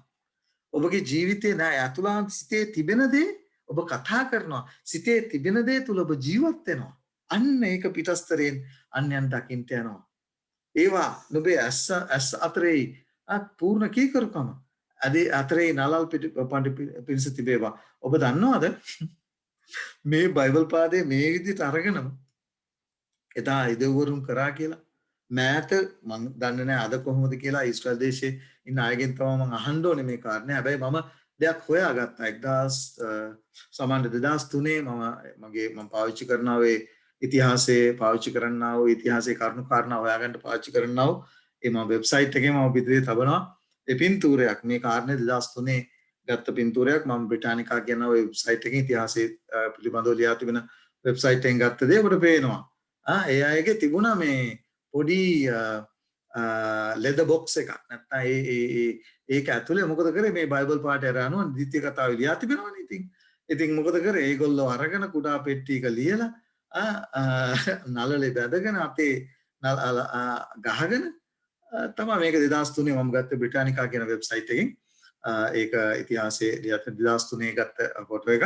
එතකොට පේනවා කට්ටිය කොයි ආකාරයෙන් දේවල් තමන්ගේ නළලේ එතකොට අත්වල අත්වල එහෙම ඒක තියාගෙන තියෙන කියන කාරණා. එතකොට මේවා සුද්ධ ලිවිලි ලියා තිබෙන දේවල් ඒ අය පිටස්තරව කරන්ට උත්සාහ කළා. දීති කතාව පොතේ 11 වෙනි පරිච්ඡේදය 18 සිට 19 දක්වා මොනවද කියන්නේ? එබැවින් ස්වාමින් වහන්සේ නුඹලාගේ පියවරුන්ට දිවුල දේශයේ නුඹලාගේ දවස්ද නුඹලාගේ දරුවන්ගේ දවස්ද පොළොවට ඉහිලවුන් වූ අහස පවත්නා දවස් මෙන් වැඩිවන පිණිස නුඹලා මාගේ මේ වචන කොහෙද ලියා ගන්න ඕනේ? පළමුව හිතේ ලියා ගන්න ඕන. ආත්මයේ තබා ගන්න ඕන. එතකොට තමයි මොකද වෙන්නේ? හිතේ තිබෙන දේ හංගන්න බෑ කියනෝනේ. නුඹලාගේ ඒවා නුඹලාගේ අත්වල ක්‍රියාවෙන් හිතන දේ තමන්ගේ හිතේ තිබෙන දේ ක්‍රියාවෙන් ඉෂ්ට වෙන්න යනවා. බාහිර මිනිස්යාගෙන් මේ දේවල් ඉෂ්ට වෙන්න යනවා. නුඹලාගේ ඇස් අතරේ නලල් පිට පිටිස බඳ ගන්න. හිතේ තිබෙන දේ මනසේ හැමතිස්සෙම වැඩ කරනවා. ඇස් දෙකෙන් දකින්නේ සුද්ධ ලේවිල්ල ලියා තිබෙන දේ. අපේ සහෝදර සහෝදරිය උන්වහන්සේ මේ දුන්න දේ මොකද වුනේ? අලුත් ගිවිසුමට එනකොට බාහිරම අලුත් අතුලාන්තයේ චර්මච්ඡේදනයක් නැහැ. අතුලාන්තයේ පවිත්‍ර වීමක් නැහැ. අතුලාන්තයේ හිතේ ලියවිලා නැහැ. උන්වහන්සේගේ ව්‍යවස්ථාව, උන්වහන්සේගේ නීතිය හිතේ ලියවිලා නැහැ. හැබැයි පිටස්තරයෙන් ඒ අය කරන්න උත්සාහ කළා. මේකට කියන හොඳ නමක් ෆිලක්ටරි කියලා කියන්නේ ඉංග්‍රීසියෙන්. ඒ විදිහටමයි බයිබලයේ ලියලා තිබෙන්නේ මතේ පොතේ 23 වෙනි පරිච්ඡේදයේ 5 වෙනි පදේ. ඕන් කරන සියල්ලම කරන්නේ මිනිස්යන්ට පෙනෙන පිණිසේ. ඔබට පෙවුණා මම පිටුරේ. ඔහු තමුන්ගේ ෆිලක්ටරි නැත්නම් ෆිලක්ටරි කියලා කියන්නේ ඉංග්‍රීසියෙන් පළල් කර තමුන්ගේ වස්ත්‍රවල දාවලු මහත් කරති. අපේ සහෝදර සහෝදරය අද කී දෙනෙක් පිටස්තර කිතුනවා තුලින් ධර්මිෂ්ඨකම නැත්නම් පිටස්තර කිතුනාව පෙන්නලා මනුෂ්‍යයන් ඉදිරියේ ක්‍රිස්තියානිකාරකම් පෙන්වන්න උත්සාහ කරනවාද? මේක ඉතාමත් අවාසනාවන්ත තත්ත්වයක්. ක්‍රියා තුලින් ධර්මිෂ්ඨකම හොයන අය ඉන්නවාද? අපේ සහෝදර සහෝදරිය අපි පැහැදිලිව තේරුම් ගත්ත දෙයක් තමයි කොහොමද අපේ අතුලාන්ත මනුෂ්‍ය පිරිසිදු නොවි මනුෂ්‍යයන්ට පෙරෙන පිණිස මොනවා කළත් ඒකේ නිෂ්ඵල බව අපි දන්නවා. ඒ නිසා මේ දෙකම අවශ්‍යයි. හැබැයි දෙවෙනි කාරණේ පිටස්තර මනුෂ්‍යයා ගැන අපි හිතන්නට ඕනේ අපේ අභ්‍යන්තර මනුෂ්‍යයා පවිත්‍ර කරගත්තාම. හැබැයි ඇයි ඒක අපි හිතලා කරන්නවත් නැත්නම් බලහත්කාරයෙන් කරන්නවත් බලින් කරන්නවත් ඒ කරන්න අවශ්‍ය නැහැ. ඔබ අතුලාන්ත මනුෂ්‍යයා පවිත්‍ර කරගත්තාම පිටස්තර මනුෂ්‍යයා ඉබේටම ඔබේ ජීවිතය තුළ යන්නේ දෙවියන් වහන්සේව උන්වහන්සේගේ ආලෝකය දකිනවා මිනිස්සු. දැන් බෞද්ධිස්මය ගැන කතා කරනකොට බලන්න කල්පනා කෙනෙකුව බලෙන් සමහර අය අදගෙන ගිහලා බලනුත් බෞද්ධිස්ම කරන්නේ. අද දවසේදී පැහැදිලිව අපිට තිබෙන දෙයක් තමයි මොකද්ද? ඒක අතුලාන්තයේ Taman තීරණය කරන්නට ඕනේ. මට කියන්න බෑ තව කෙනෙකුට හරි ඔබ ලෑස්ති බෞද්ධිස්මෙන් දැන් බෞද්ධිස්මෙන් වෙමු කියලා. අද බෞද්ධිස්මෙන් නා බොහෝ දෙනෙක් ඒක අර අවශ්‍ය නිසා තමන්ගේ අතුලාන්තයේ පවිත්‍ර වීමක් සිද්ධ වෙන්නේ නැහැ. ඒක අර සභාවට නම දාගන්න උන ගොඩට තමන්ගේ ගොඩ වැඩි කරගන්න ඕන නිසා අදගෙන ගිහිලා බෞද්ධිස්ම කරනවා. හැබැයි අතුලාන්ත මිනිසයා හිස් තාම පරණ මිනිසයා ජීවත් වෙන අතුලාන්තේ. පැහැදිලිව නිකෝදෙමුස්ට කතා කරනවා. මේ දෙකම සිද්ධ වෙන්න ඕන. දෙකම අවශ්‍යයි. ආත්මයන්ගෙන් ඔබ ඉපදෙන්න ඕන. ඒ වගේම තමයි ඒ ඉපදෙන එක සිද්ධ වෙන්න ඕන. ඒ චාරිත්‍රය නැත්නම් බෞද්ධිස්මෙන් ඒක මනුෂ්‍යයන් ඉදිරියේ සිද්ධ විය යුතුයි කියන කාරණය උන්වහන්සේ පැහැදිලිව ගන්නවා නිකෝදෙමුස්ට. දැන් අපි යමු සබතට.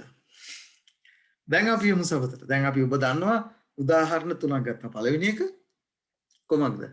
චර්මච්ඡේදනය. අපි පැහැදිලිව ඉගෙන ගත්ත දෙයක් තමයි අතුලාන්ත මනුෂ්‍යව චර්මච්ඡේදනය කරන්න ඕනේ. එතකොට තමයි පිටස්තර චර්මච්ඡේදනයේ වැදගත්කම තියෙන්නේ. ඒක අපි දන්නවා අලුත් ගිවිසුමට එනකොට ඒක රිප්ලේස් වුණා. නැත්නම් ඒක ආදේශික වුණා. මොකටද? බෞද්ධිස්මයට. බෞද්ධිස්මය ගැන අපි කතා කරනකොට අපි පැහැදිලිව දන්න දෙයක්. උන්වහන්සේ පැහැදිලිව කියනවා යමෙක් වතුරෙන්ද ආත්මයන්ගෙන් නූපන්නෝ. අතන කියනවා අදහන්නා බෞද්ධිස්ම ලබන්නා උතන. එතකොට අතුලාන්ත මනුෂ්‍යයා තමන්ගේ පවිත්‍ර වීම පිටස්තර ඒ සංකේතයෙන් පිළිඹුවෙන්ට ඕන. මනුෂ්‍යයන් ඉදිරියේ ප්‍රසිද්ධිය උන්වහන්සේ අපේ බෞද්ධ ගැලම්කාරයට පිළිගත යුතුමයි. සුද්ධ ලීලේ පැහැදිලිව බෞද්ධිස්මය ගැන කතා කරනකොට තමයි. ඒකෝල සබත ගැන කතා කරනකොට අපි දන්නවා උන්වහන්සේ කොහොමද මේ කාරණය හිතාවත් පැහැදිලිව දී තිබුණා. සබත පවත්විය යුතු ආකාරය පිළිබඳව උන්වහන්සේ පැහැදිලි අවබෝධයක් කළ යුතු දේ සහ නොකළ යුතු දේ පිළිබඳව නික්ඛ්‍යාපතේ 20 වෙනි පරිච්ඡේදයේ 8 සිට 11 දක්වා ඔබ කියවුවොත් පැහැදිලිව කතා කරනවා. සබත සුද්ධ කොට පවත්විය යුතුයි උන්වහන්සේගේ දරුවෝ.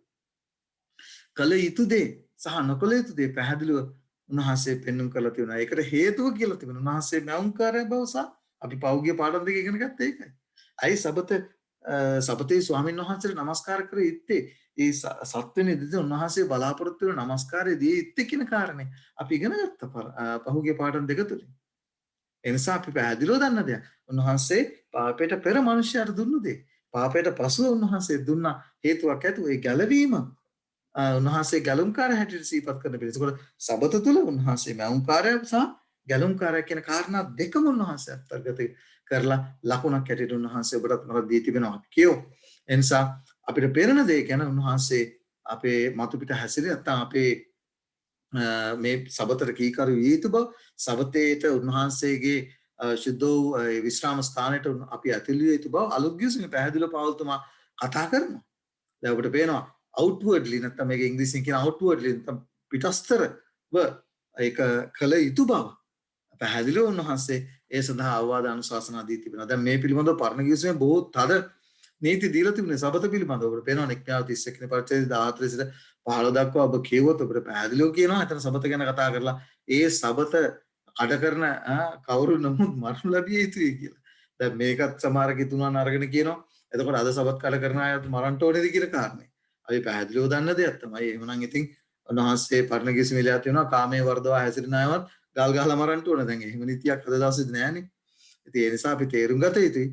අපි උන්වහන්සේගේ කරුණාව නිසා අද අපි ජීවත් වෙනවා. ඒකනේ මිනිස්සු අද බය නැත්තේ, පව් කරන්න බය නැත්තේ ඒකයි. ඒක පරණ ගිවිසුමේ තිබුණු නීති තිබුණා නම් අද මිනිස්සු බයටම පාපේ නැතලා ජීවත් වෙනවා. නමුත් අද අපි දන්නවා ඒ වගේ නීතියක් ක්‍රියාත්මක වෙන්නේ නැහැ. දැන් අපි යම් විශේෂයෙන් මේ විසුද්ධ කිරීමේ ලකුණ හැටියට උන්වහන්සේ දී තිබෙන බව පරණ ගිවිසුමේ ඒක සදාකාලෙටම උන්වහන්සේ අපිට දී තිබෙන බව පැහැදිලිවම නික්ඛ්‍යා පොතේ බයිබල් පාඨය අපි දී තිබෙනවා 31 වෙනි පරිච්ඡේදයේ 12 සිට 17 දක්වා සබත ගැන කතා කරනකොට උන්වහන්සේ කතා කරනවා ස්වාමීන් වහන්සේ මොසෙස්ට කතා කරනකොට නුඹලා ඊශ්‍රායල් පුත්‍රයන්ට කතා කරමින් සබවින් නුඹලා මාගේ සබත රක්ෂා කළ යුතුයි මං නිසාද නුඹලා විසුද්ධ කරන්නා උතරන් වහන්සේ බව අන්න මේ කාරණේ තමයි වැදගත් විසුද්ධ කරන්ට සුද්ධ කිරීමේ ක්‍රියාවලියේ විසුද්ධ කරන්නා ස්වාමීන් වහන්සේ මමයි නුඹලා දැනගන්නා පිරිස ඒක නුඹලාගේ පරම්පරාවල නුඹලා සහ මාතරෙහි ලකුණක් කිය. එදා පරණ ගිවිසුමේ ඊශ්‍රායලුන්ට ධර්මච්ඡේදනය දුන්නා. ලකුණක් හැටියට. අලුත් ගිවිසුමේ උන්වහන්සේ බෞද්ධිස්මේ දීලා තියෙනවා අපිට කුමක් හැටියටද පවිත්‍ර වීමේ ලකුණක් හැටියට. මේක විසුද්ධ කිරීමේ ලකුණ හැටියට උන්වහන්සේ දා ඊශ්‍රායල් සෙනගට වගේම අද අපි උන්වහන්සේගේ ආත්මික ඊශ්‍රායල් සෙනග හැටියට අපි දකිනවා. උන්වහන්සේ මේ සුද්ධ වූ මැවීමට පෙර සමායන මැවීමේදී උන්වහන්සේ ඒ පාපයට පෙර දුන්නා වූ ඒ සුද්ධ වූ මැවීමේ ස්මාරකය පව් කරාට පස්සේ ගැලවීමේ ඒ ස්මාරකය හැටියට උන්වහන්සේ දුන්නා මේ සුද්ධ වූ දවස ලකුණක් හැටියට සදාකාලික ලකුණක් හැටියට උන්වහන්සේ ඔබටත් මටත් දී තිබෙනවා. මේ කාරණේ අපි තේරුම් ගන්නට ඕනේ. දැන් යම් කෙනෙකුට තර්ක කරන්න පුළුවන් මේක ඊශ්‍රායල් අපි දන්නවා පැහැදිලිවම සබත දුන්නේ මේ සබත දුන්නේ 7 වෙනි දවස සබත දුන්නේ ඊශ්‍රායල් සනකට නොවන බව අපි ඉගෙන ගත්තා පළවෙනි පාඩමේ. ඒක පැහැදිලිව දන්න දෙයක් අපි ඉගෙන ගත්ත දෙයක්. ඒ නිසා අනිත් සබත් දවස් එක්ක මේක මිශ්‍ර කරගන්න එපා. ඒ සබත් දවස් දුන්නේ අවුරුද්දට එකපාරක් උන්වහන්සේගේ ජීවිතේ උන්වහන්සේ කළා වූ ඉදිරියේ කරන්න තියෙනා වූ සේවය සංකේතවත් කරන්නට මිසක් එහෙම නැතුව මෞංකාරයට සිහිපත් කරන්නට නෙවෙයි. ඒක අපි තේරුම් ගන්න ඕන. මේ ගොඩක් අය වරද්දගෙන තියෙන්නේ, පටලගෙන තියෙන්නේ, වියුල් වෙලා තියෙන්නේ එන්නේ ඒ නිසා. පරණ ගිවිසුමේ අනිත් සබත් දවස් එක්ක මේ මහන්සිය නැවීමේ ස්මාරකයට ඉර දුන්නා වූ පාපයට පෙර දුන්නා වූ සබත පටලගෙන තිබෙනවා. ඒක ඉතින් කනගාටුවට කරනවා. ඒක පැහැදිලිව දන්නවා අපි අනිත් සියලු සබත් දවස්, සියලු මංගල්‍ය දවස් දෙන්න ලැබේ පිළිබඳව මම පාඩමක් කරලා තිබෙනවා. ඒ නිසා ඒවා දෙන්න ලැබිය ක්‍රිස්තුස් වහන්සේ ඉදිරියේ එන්ට තිබෙනා උතරන් වහන්සේගේ ඡායාවක් පිණිස. ඒ නිසා ඒක වැරදි ලෙස තේරුම් ගන්නට එපා. අපි මේ පිළිබඳව පැහැදිලි කරගත්තා. ඒ නිසා දැන් අපි පැහැදිලිව කතා කරන දෙයක් තමයි උන්වහන්සේ දී තිබෙනවා මේ අනතුල ආඥාව තුළ තිබෙනවා අගේ සබත් දවස මම උන්වහන්සේත් සමග මේ විශ්‍රාම ස්ථානයට ඇතුල් වෙනකොට පවුල්තුමා කියනවා බොහෝ දෙනෙක් මේ විශ්‍රාම ස්ථානයට ඇතුල් වෙන්නේ නැහැ කියලා. උන්වහන්සේ සබත් නිවාඩුව උන්වහන්සේගේ දරුවන්ට දී තිබෙන බව. පැහැදිලිව දෙවියන් වහන්සේගේ සෙනඟට දී තිබෙන බව. ඊශ්‍රායල් සෙනඟට නෙවෙයි පෞල්තුමා කතා කරන දෙවියන් වහන්සේගේ සෙනඟට දී තිබෙන බව පෞල්තුමා පැහැදිලිව ඒ හේබ්‍රේ පොතේ කතා කරනවා. ඒ නිසා උන්වහන්සේගේ ශුද්ධ විශ්‍රාම ස්ථානට ඇතුල් වෙනකොට උන්වහන්සේ අපව ශුද්ධ කරන්නේ සබත් දවස නෙවෙයි. ගොඩක් දෙනෙක් හිතේ තියාගන්නේ සබත පවත්වනකොට සබත තමයි අපව විසුද්ධ කරන්න කියලා නෑ. සබත විසුද්ධ කරන්නේ අපිව. උන්වහන්සේ අපව විසුද්ධ කරන්නේ. ඒකට හේතුව අපි ආසාවෙන්, අපි ආත්මයෙන්, අපි පුදුමාකාර ජීවිතයකින් මේ මම එකනේ කියන්නේ මේ ආත්මෙන්ද සබෑකාමින්ද මේ සබතට විශ්‍රාම ස්ථානට ඇතුල් වෙන කෙනා තමයි ඒකේ රහ දන්නේ. එහෙම නැතුව අනිත් අය ඒකේ රහ දන්නේ නැහැ. සමහර අයට ඒක බරක්, ඒක බාධාවක්, ඒක කරදරයක්, ඒක මානසික වදයක්. ඇයි ඒකට හේතුව මෙතන පවිත්‍ර වෙලා නැහැ. මෙතන සුද්ධාත්මන් වහන්සේට කීකරු කරන්නට නැත්නම් කීකරු වෙන්න මෙතන ඉඩ දීලා නැහැ. එදා ඊශ්‍රායල් සෙනගටත් ඕකනේ වෙලා තිබුණේ. බොහෝ දෙනෙකුට හිතේ තියාගෙන ඉන්නේ කොමක්ද? මේකට මේ සබත පවත්වපුවම ඔබ විසුද්ධ කර නැහැ. විසුද්ධ කරන්නේ සුද්ධාත්මන් වහන්සේ. එනිසා ඒකේ ප්‍රතිඵලයක් හැටියට තමයි ආසාවෙන්, උනන්දුවෙන්, ප්‍රීතියෙන් යුක්තව උන්වහන්සේගේ ශුද්ධ වූ සබතට ඇතුල් වෙන්නේ නීතිය නිසා නෙවෙයි. ඒක තේරුම් ගන්නට උන්වහන්සේ සමග උන්වහන්සේ බලාපොරොත්තු වෙන නමස්කාරය දෙන්නට. ඒ නිසා අපි පැහැදිලිව දකින්න දෙයක් තමයි උන්වහන්සේ මෞංකාරය බව, මැවීම සහ ගැලවීම සිහි කිරීම පිණිස අනිත් දවස් වලින් වෙන් කරලා නමස්කාරය පිණිස දෙන ලද මේ ශුද්ධ වූ දවසක්, මේ ශුද්ධ වූ සබත් දවසක් උන්වහන්සේ පවත්වන්ටේ කියලා පිටස්තරය නැත්නම් ඒක අපේ ක්‍රියාවෙන් පෙන්눔 කරන්නට කොහොමද? ඒක සිද්ධ වෙන්නේ කොහොමද? සුද්ධාත්මයන් වහන්සේ කරන කොටගෙන. සුද්ධාත්මයන් වහන්සේ තමයි ඒ සඳහා බව පොළඹවන්නේ. ඒක අපි පැහැදිලිව දෙනවා. ඔබ දන්නවා උන්වහන්සේ මෙතන දෙවියන් වහන්සේ අපි දන්න දෙයක් තමයි දෙවියන් වහන්සේ උන්වහන්සේගෙන් ඇඟිල්ලෙන් තමයි උන්වහන්සේ ව්‍යවස්ථාව ලියනු ලැබී මෝසෙස්ට උන්වහන්සේ දසාඥා පනත දෙන්න ලැබී. අපි දන්නවා උන්වහන්සේගේ ඇඟිල්ලෙන් ලියලා කාර්ද මෝසෙස්ට දෙන්න ලැබුවා. ඔබ දන්නවා ලුක්ගියසනේ උන්වහන්සේ කතා කරනවා මේ දෙවියන් වහන්සේගේ ඇඟිල්ල ගැන. ලූක්ගේ පොතේ 11 වෙනි පරිච්ඡේදයේ 20 වෙනි පදේ කියන නමුත් මම දෙවියන් වහන්සේගේ ඇඟිල්ලෙන් යක්ෂයන් දුරු කරන්නම්. සැබෑම දෙවියන් වහන්සේගේ රාජ්‍ය නුඹලා කරේ පැමිණලා තිබේ. කාගේ ඇඟිල්ලෙන්ද? යේසුස් වහන්සේ යක්ෂයන් දුරු කළේ දෙවියන් වහන්සේගේ ඇඟිල්ලෙන්. දැන් ඔබට පේනවා දෙවියන් වහන්සේගේ ඇඟිල්ලෙන් තමයි අර ව්‍යවස්ථාව වුන්ගේ සිතේ ලියුණු ලැබෙන්නේ. ඒකයි මම ඔබට කිව්වේ සුද්ධාත්මයන් වහන්සේ තමයි මේ කරන්නේ. දැන් මතේ පුතේ කතා කරනවා ලූක්ගේ පුතේ හරිය ලස්සනට ඒ විදිහට අපේ ලූක් වෛද්‍යවරයා ලූක්තුමා කතා කරලා මතේ 12 වෙනි පරිච්ඡේදය දෙනකොට උන්වහන්සේ කතා කරලා කියනවා මතේ පුතේ ලියා තියෙනවා නමුත් මම දෙවියන් වහන්සේගේ ආත්මයන් කරනකොටගෙන යක්ෂයන් දුරු කර නම් මතන කියනවා දෙවියන් වහන්සේගේ ඇඟිල්ලෙන් යක්ෂයන් දුරු කරන්නා. පැහැදිලිව දන්න දෙයක් තමයි නම් ආත්මයන් කරනකොට තමයි උන්වහන්සේගේ ඇඟිල්ලෙන් උන්වහන්සේගේ කියන නුඹලාගේ මගේ ව්‍යවස්ථාව නුඹලාගේ සිතේ ලියා. මේ දේ ලියන්නට කවුද? ඔබට පෙන්වන්න කරන්න මම උත්සාහ කරේ ඒකයි. දෙවියන් වහන්සේගේ ඇඟිල්ලෙන් ඒ ඔබගේ හිස තුල මගේ සිත තුල සබතට කීකරු වීමේ නැත්තම් මේ උන්වහන්සේගේ සුදු ආඥාවන්ට කීකරුකම සදා පොළොවුන් ලබන්නේ කවුද? සුද්ධාත්මයන් වහන්සේ. එතකොට ඒකට කීකරු වෙනවද නැද්ද කියන කාරණේ තීරණය කරන්න ඕනේ ඔබ. දැන් ඔබට තේරෙන්න ඕන ඔබ කොහෙද ඉන්නේ කියන කාරණේ. ඒ නිසා පැහැදිලිව සුද්ධලිවිල්ලේ මේ කාරණේ ඊටමත් පැහැදිලිව විස්තර කර දී තිබෙනවා. ඒ නිසා සුද්ධාත්මයන් වහන්සේට පැහැදිලිව කියනවා දුක් දෙන්න එපායි කියලා. ඇයි? ගොඩාක් දෙනෙක් දුක් දෙනවා. උන්වහන්සේ උත්සාහ කරනවා උන්වහන්සේගේ සුද්ධ ව්‍යවස්ථාව උන්වහන්සේගේ ආඥා පිළිබඳව පැහැදිලි අවබෝධයක් දෙන්න. ඇයි? තද ගල් කරගෙන හිතුවක්කාර වෙලා ඒක පුළුවන් තරම් ඒ දෙන පණිවිඩය ප්‍රතික්ෂේප කරමින් සුද්ධාත්මයන් වහන්සේට දුක් දෙනවා. මේක තාමත් භයානකයි. බලන්න ජෙරමියා පැහැදිලිව කතා කරනවා 31 වෙනි පරිච්ඡේදය මොනවද කියන්නේ? අපේ සිතේ තමයි සුද්ධාත්මයන් වහන්සේ මේ කාරණා ලියන්නේ. නමුත් ඒ දවසට පළු මා විසින් ඊශ්‍රායල් වංශය සමග කරන ගිවිසුම මේ ස්වාමීන් වහන්සේ කියනසේක මම මාගේ ව්‍යවස්ථාව වුන් තුලම තබා ඒක උන්ගේ සිත්වල ලියන්නේ. කවුද ලියන්නේ? සුද්ධාත්මයන් වහන්සේ. දෙවියන් වහන්සේගේ ඇඟිල්ල සුද්ධාත්මයන් වහන්සේ. මම උන්ගේ දෙවියන් වහන්සේ වන්නෙමි. ඔහුද මාගේ සෙනඟ වන්නෝය. තාපර සහෝදර සහෝදරිය ඔබට දෙවියන් වහන්සේගේ සෙනඟ වෙන්ට සෙනඟගේ කොටස්කරුවෙක් වෙන්න නම් ඔබ ඉඩ දෙන්න ඕන උන්වහන්සේට සුද්ධාත්මයන් වහන්සේට උන්වහන්සේගේ ව්‍යවස්ථාවට ව්‍යවස්ථාව ඔබගේ සිතේ ලියන්නට. ඒ ව්‍යවස්ථාවට උන්වහන්සේගේ සුදු ආඥාවන්ට කීකරුව ජීවත් වෙන්නට. ඔබ ඉඩ දෙන්නට ඕනේ. ඒ නිසායි අපි පුන පුනා මේ කාරණේ කියන්නේ. උන්වහන්සේ තමයි ඔබ ශුද්ධ කරන්නේ. උන්වහන්සේ තමයි උන්වහන්සේගේ ආඥාවන්ට කීකරුව ප්‍රේම කරමින් දේව වචන ඒකනේ කියන්නේ උන්වහන්සේට ප්‍රේම වෙන උන්වහන්සේගේ ආඥාවන්ට කීකරුව ජීවත් වෙන්න පොළඹවන්නේ කවුද? සුද්ධාත්මයන් වහන්සේ. ඔබගේ හිත දැඩි කරගත්තොත් උන්වහන්සේ දේ කරන්නේ නැහැ. ඒ සැබෑ නමස්කාරයට ඔබ පොළඹවන්නේ කවුද? ආත්මයන් වහන්සේ. ඒ නිසා මතක තියාගන්න ඒ ආත්මයන් වහන්සේ ඒකයි මගේ සහෝදරයෙක් මගෙන් අහපු දෙයක් තමයි මට මේ ළඟදී ඊයේ පෙරේදා කතා කරපුනකොට කියන දෙයක් තමයි කියපු දෙයක් තමයි ගොඩාක් මහාචාර්යවරු දේවවචන දේව ධර්මාචාර්යවරු දේවවචනේ උගන්වනවා බොහෝ දේවල් උගන්වනවා සමහරවිට එකකට එකක් පරස්පර විරුද්ධ කොහොමද සුද්ධාත්මයන් වහන්සේට අස මුළු සත්‍ය කරා මඟ පෙන්වන්නේ මෙතන ඉර දීලා නැත්තම් අනිත් ආචාර්ය උපාධි වගේ නෙමෙයි සුද්ධ ලේවිල්ලෙන් ආචාර්ය උපාධිය ලබා ගන්න ඔබ සුද්ධාත්මයන් වහන්සේට තමන්ගේ ජීවිතේ මෙතන ඔබගේ ව්‍යවස්ථාව උන්වහන්සේගේ ව්‍යවස්ථාව ඔබගේ හිතේ ලියන්න ඔබ ඉඩ දෙන්නට ඕන. මොකද දේවචනේ පැහැදිලිව කියනවා යම් සුද්ධ ලීවිල්ලේ සත්‍යතාවය ආත්මයන් වහන්සේ එල්දරව් කරන්නේ දේවචනේ කියනවා ව්‍යවස්ථාවද සාක්ෂි ද්‍රව්‍යත්‍රයම ඒ හැටියට ඕන කිව්වොත් උන්ට පහන් වීමක් නැත. ඒ නිසා පළමුව ඔබ ඉඩ දෙන්න ඕන.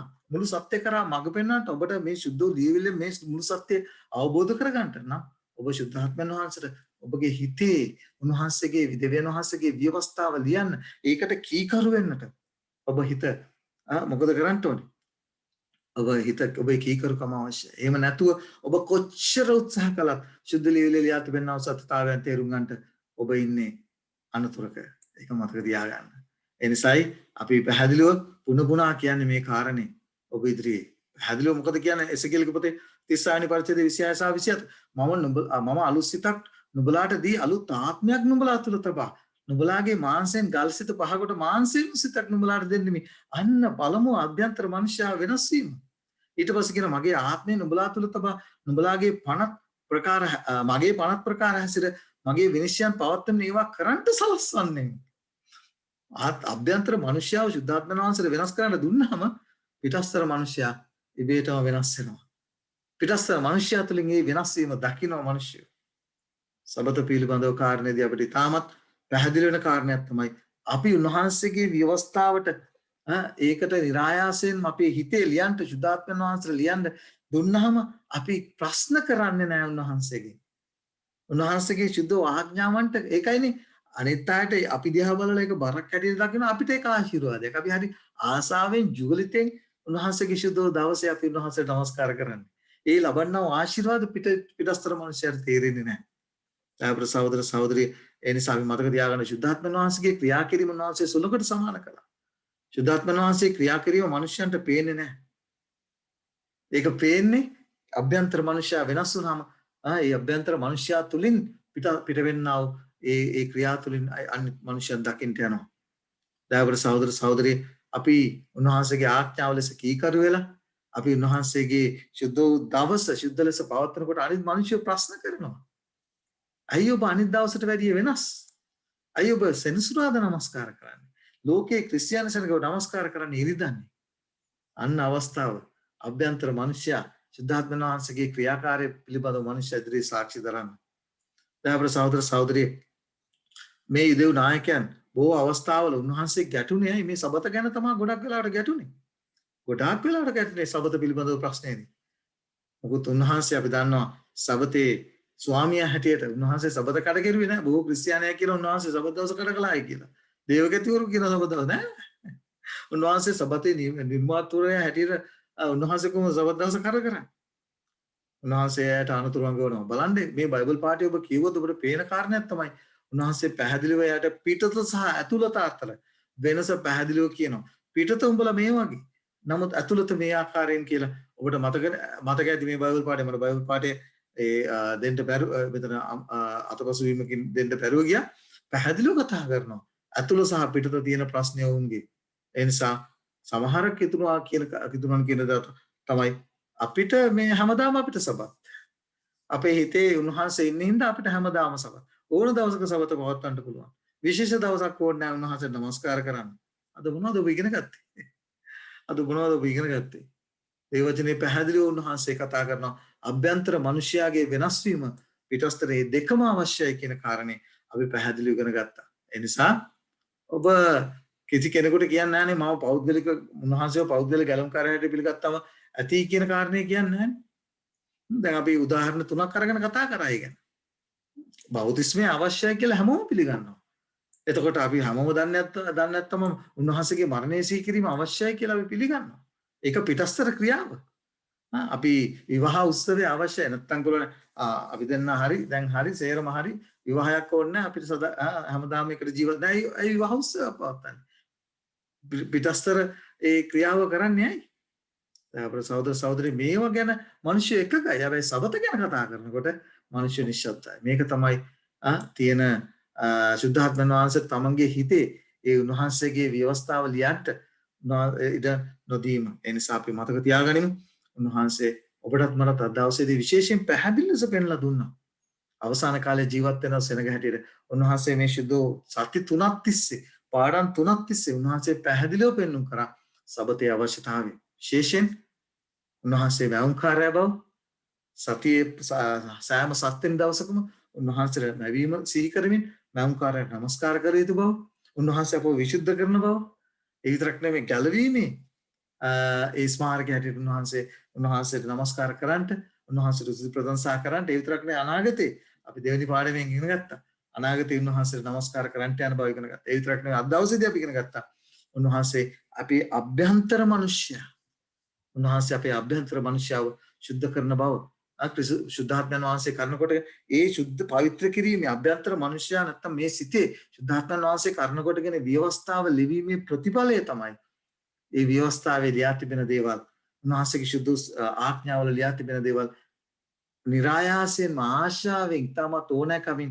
ක්‍රියාත්මක විශේෂයෙන් උන්වහන්සේ නමස්කාර කිරීම හතරවෙනි පානත උන්වහන්සේ ලකුණක් හැටියට ඔබට මටත් දී තිබෙන නිසා මේ සුද්ධ සත්‍යතාවයේ තේරුම් අරගෙන අපි උන්වහන්සේට අපේ ජීවිතය යටත් කරලා උන්වහන්සේ බලාපොරොත්තු වන නමස්කාරය උන්වහන්සේගේ මුද්‍රාව සුද්ධාත්මයන් වහන්සේගෙන් අපව මුද්‍රා කරනු ලබලා ඒ මුද්‍රා කිරීම උන්වහන්සේ අපේ සිතේ උන්වහන්සේගේ සුදු ආඥා ලියා තිබෙනවා ඒ ආඥාවන්ට කීකරුව උන්වහන්සේගේ කැමැත්ත කරමින් ජීවත් වෙන්න අපි අදිෂ්ඨාන කරගත්තොත් උන්වහන්සේ එල්දරව් පොතේ කතා කර තිබෙනා වූ හත්වෙනි පරිච්ඡේදයේ කතා කර තිබෙනා වූ මුද්‍රා කිරීම උන්වහන්සේ බෝධිපාද මුද්‍රා කරලා අන්තිම දවසේදී උන්වහන්සේ බෝධිපාවත් ගෙන යන්ට යනවා ස්වර්ගයට. ඒ නිසා ඒ කරන්ට ඔබට මනත් උන්වහන්සේ කරුණාව ආශිර්වාද ප්‍රාර්ථනා කරනවා.